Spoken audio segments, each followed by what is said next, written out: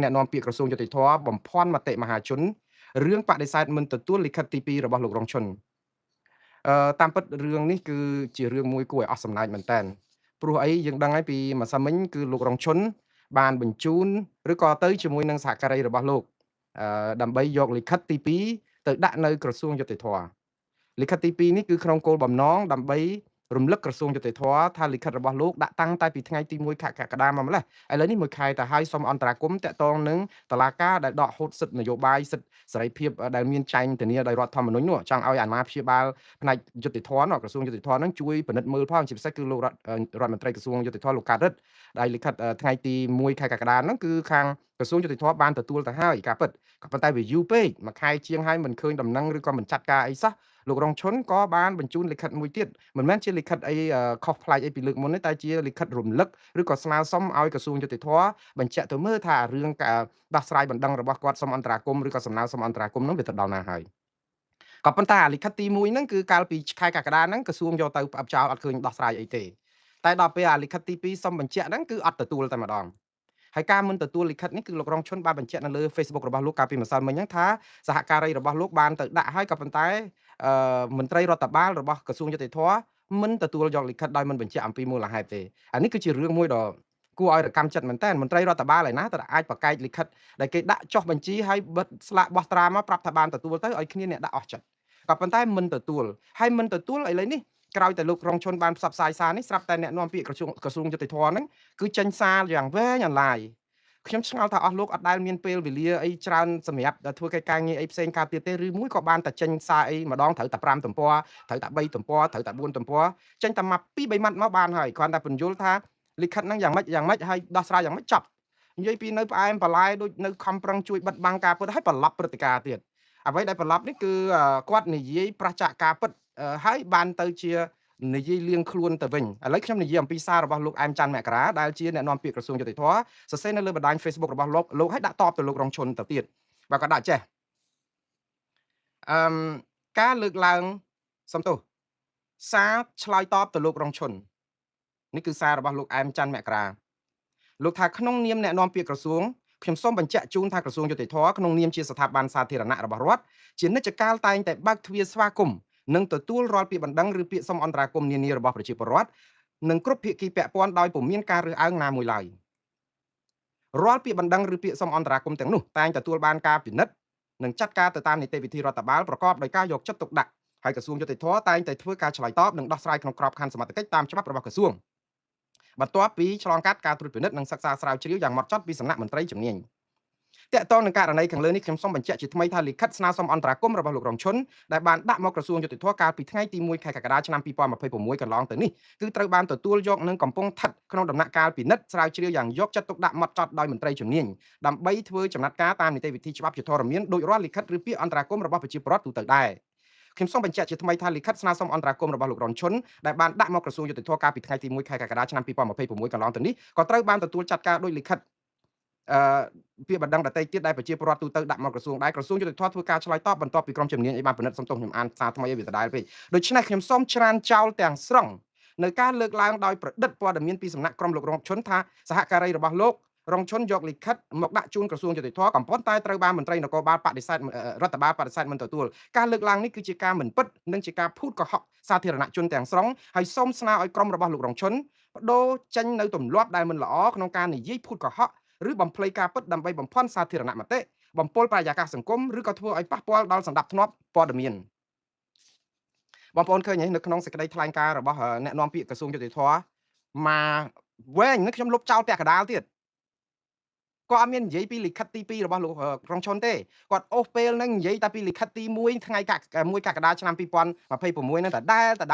ដែលថាក្រសួងគេបានទទួលគេបានអីដោះស្រាយដូចអីយកចិត្តទុកដាក់ប្រជាពលរដ្ឋគ្រប់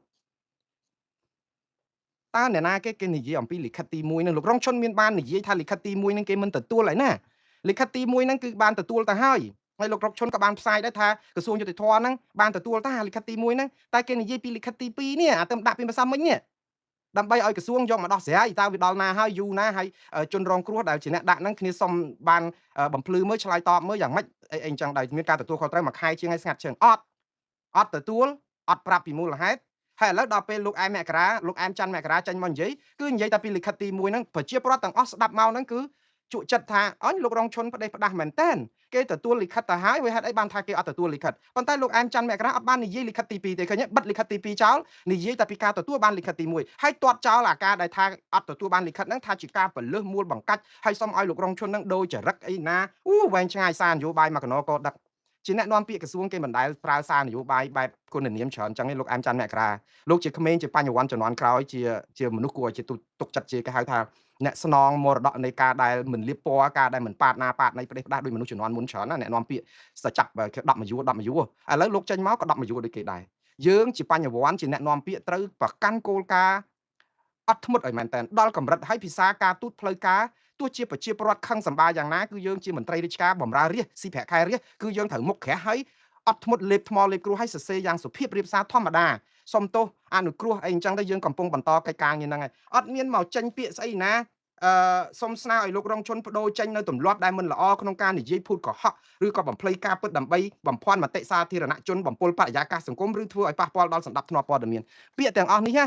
ាវាមិនមែនជាពាក្យរបស់អ្នកជំនាញផ្លូវការនៅក្នុងការសរសេរពាក្យពេចន៍ទេអស់លោកវាជ្រុលតាមអាចេកធ្លាក់ទឹកហើយឲ្យហ្នឹងគឺសរសេរតែអញ្ចឹងធ្វើឲ្យចរិតរបស់អ្នកនាំពាក្យហ្នឹងគឺគេជេរតែម្ដងយើងអាចសរសេរអញ្ចឹងបានទេយើងគ្រាន់តែសរសេរថាខ្ញុំសូមបំភ្លឺក្រសួងបានទទួលលិខិតរបស់លោករងឈុនថ្ងៃទី1ខែកក្កដាហើយយើងកំពុងតែតាមដានយ៉ាងយកចិត្តទុកដាក់សូមអរគុណលោករងឈុននិងក្រុមប្រជាពលរដ្ឋដែលទុកចិត្តក្រសួងយុតិធម៌ក្នុងការដោះស្រាយយើងមានសំណុំរឿងច្រើនយើងមានករណីច្រើនយើងអ្នកណាមកមុនយើងដោះស្រាយមុនតាមដំណាក់កាលហើយក៏យើងនៅសល់សំណុំរឿងលិខិតដែលដាក់មកក្នុងមួយខែនេះមានប៉ុណ្ណេះ10000សន្លឹកប៉ុណ្ណេះ1000សន្លឹកហើយយើងដោះស្រាយមានមួយខែយើងដោះស្រាយបាន500បណ្ដឹង500អីអញ្ចឹងទៅតាមលំដាប់លំដោយគ្មានប្រជាពលរដ្ឋណាដែលសំខាន់ជាងប្រជាពលរដ្ឋណាដាក់ទៅយើងយកចិត្តទុកដាក់គ្រប់គ្នាហើយបើតកតងនឹងការឆក់ល្វែងលិខិតដែលលោករងឈុនដាក់នៅថ្ងៃទី4សុំទោសទី5ខែសីហាបើសិនជាមន្ត្រីរដ្ឋបាលមានការឆក់ល្វែងមិនបានទទួលលិខិតដោយប្រការណាមួយយើងខ្ញុំសូមអធិស្ឋានសូមលោកយកមកដាក់ម្ដងទៀតអាចនឹងយើងខ្ញុំនឹងពិនិត្យអីអញ្ចឹងទៅសូមអធិស្ឋានចំពោះការខកខានមិនបានដោះស្រាយចប់ប៉ុណ្ណឹងបានហើយឲ្យប្រជាពលរដ្ឋជាអ្នកសម្រេចទៅហើយយើងនឹងមកលៀបពណ៌គេ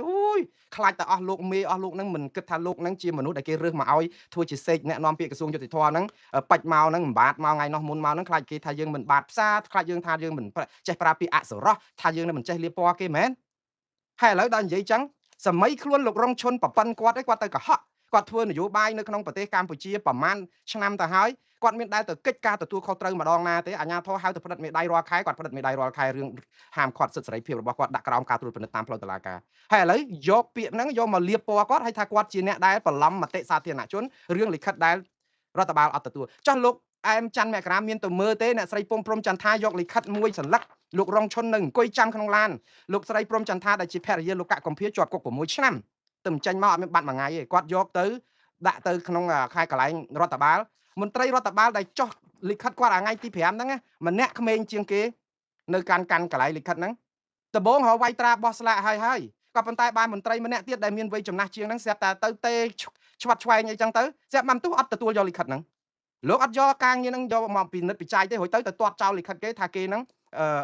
បំប៉ោងព័ត៌មានតាមពិតលោកទេដែលបំភាន់មតិសាធារណជនប្រជាពលរដ្ឋគេតលន់នឹងអារបៀបធ្វើការនេះហើយនេះហើយដល់ពេលលោកធ្វើអញ្ចឹងអន្តរកម្មតាមពិតបើកុំដាក់អាកថាខណ្ឌចុងក្រោយនេះដូចខ្ញុំនិយាយអញ្ចឹងគ្រាន់តែបកស្រាយតែមួយម៉ាត់មកថាបើសិនជាមានការឆក់ល្វែងណាមិនបានទទួលលិខិតដោយការលើកឡើងរបស់ក្រុមលោករងឈុនទេសូមអញ្ជើញយកមកដាក់ម្ដងទៀតមកមិនហួសពេលទេហើយយើងនឹងពិនិត្យពិច័យចប់បាត់ហើយអស់លោកមិនមែនមិនចេះធ្វើការទេប៉ុន្តែអស់លោកចូលចិត្តប្រើអាចរិតមួយហ្នឹងដើម្បីឲ្យប្រជាពលរដ្ឋជេរហើយតាំងតាថាគេនឹងខូចហើយទៅថាលោករងឈុនប្រឡប់តាមពិតខ្លួនឯងជាអ្នកដែលប្រឡប់ព័ត៌មានបំពុលព័ត៌មានបំប៉ោងព័ត៌មានហើយតែលៀបពណ៌គេក្នុងក្រសួងយើងជាក្រសួងជាមន្ទីរជាមន្ត្រីរាជការស៊ីប្រាក់ខែរាជយើងត្រូវអត់ធ្មត់ណាស់អត់មានរឿងមកតបអីបែបនេះទ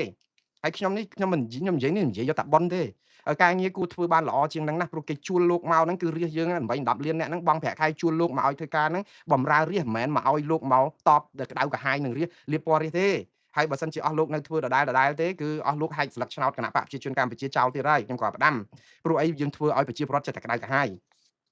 អញ្ចឹងខ្ញុំសូមបញ្ជាក់ថាគឺលិខិតរបស់លោករងឈុនយកទៅដាក់ម្ចាស់ខ្លួនប្រាប់ថាយកទៅដាក់តែគេអត់ទទួលឥឡូវទៅជាលោកអែមច័ន្ទមករាទៅទាត់ចោលថាលោករងឈុននឹងប្រឡប់គេប្រឡប់ឯងមិនបានយកលិខិតឬក៏និយាយទៅអត់មាននិយាយលិខិតទី2របស់គាត់និយាយពីលិខិតទី2លោកអែមច័ន្ទមករានិយាយពីលិខិតទី1ហើយធ្វើដូចមែនតែនអញ្ចឹង អាលិខិតទី1មានអ្នកណាគេជំទាស់គេដឹងតែបានទទួលតែទទួលចាត់ការអង្កលគេគ្រាន់តែដាក់លិខិតទី2ទៅសួរថាទី1ចាត់ការអង្កលគាត់ទៅនិយាយតែពីលិខិតទី1យកបងអញ្ចឹងទៅថាគេនឹងរៀបចំហើយចុងក្រោយមកលៀបពណ៌ថាអាទី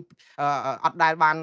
និយាយទៅគឺគាត់ថាលិខិតបានទទួលហើយទទួលអាទី1ហ្នឹងអាទី2អត់និយាយសោះហើយទៅមកលៀបពណ៌គេថាលោកត្រង់ជនហ្នឹងប្រហែលចង់សម្ដៅទៅលើការអត់ទទួលលិខិតទី1ហ្នឹងក៏មិនដឹងព្រោះអីគាត់និយាយលុបអាលិខិតទី2គេចោលបាត់ហើយមានទាំងលិខិតគាត់សរសេរចុះហត្ថលេខាមានស្អីសញ្ញេរបស់លោករងឈុនទៀតគាត់ថាខ្លួនគាត់មិនទទួលអញ្ចឹងណាលោកច័ន្ទមករាហ្នឹងគួរតែទៅ check មើលអា security camera នៅអាក្រសួងយុតិធម៌ហ្នឹងបើសិនជាលោកចង់ផ្ចាញ់ផ្សាលោករងឈុនថាតើអ្នកស្រីព្រំចន្ទថាបានកាន់លិខិតហ្នឹងយកទៅដាក់នៅប៉ុស្តិ៍ហ្នឹងអត់ឲ្យ check មើលកាមេរ៉ាថ្ងៃ5ហ្នឹងហើយយកមកបង្ហាញប្រាប់ប្រជាពលរដ្ឋថាមួយថ្ងៃវត្តល្ងាចហ្នឹងអត់មានឈ្មោះឬក៏អត់មានមុខអ្នកណាមកកាន់តូបដាក់សបុតហ្នឹងទេឈ្មោះអីឬក៏ខាងលោករងឈុនអីអញ្ចឹងទៅ